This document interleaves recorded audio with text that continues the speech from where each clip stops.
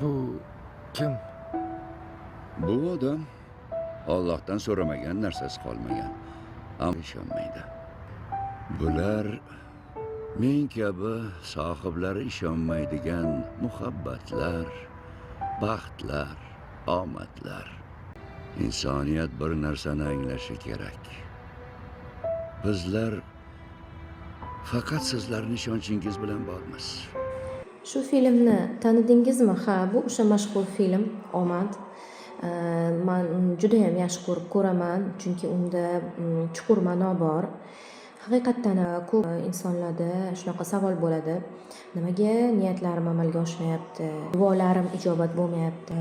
Chunki biz duoni amalga oshishiga ishonmaymiz. Ya'ni duo qilamiz, so'raymiz, ya'ni lekin oldindan ya'ni bu baribir bo'lmaydi degan his bor. Eng achinarli joyi qayerda deysizmi? Bolalar bilan ishlaganim uchun shunaqa muammoga ko'p duch kelaman. Bu haqiqatdan ham muammo. Yoshlar, ya'ni bolalar hattoki orzu qilishni bilmaydi, niyat qilishni bilmaydi, maqsad qo'yishni bilmaydi.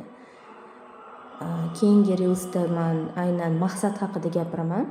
Maqsadsiz hayot bu hech qayerga yo'l. U hech qayerga olib kelmaydi. Ma'nosiz va maqsadsiz bo'lgan inson hech qayoqqa keladi. Shuning uchun katta narsalardan emas, ya'ni kichkina narsalarni amalga oshirishdan boshlasangiz, o'zingizga ishonchingiz oshadi.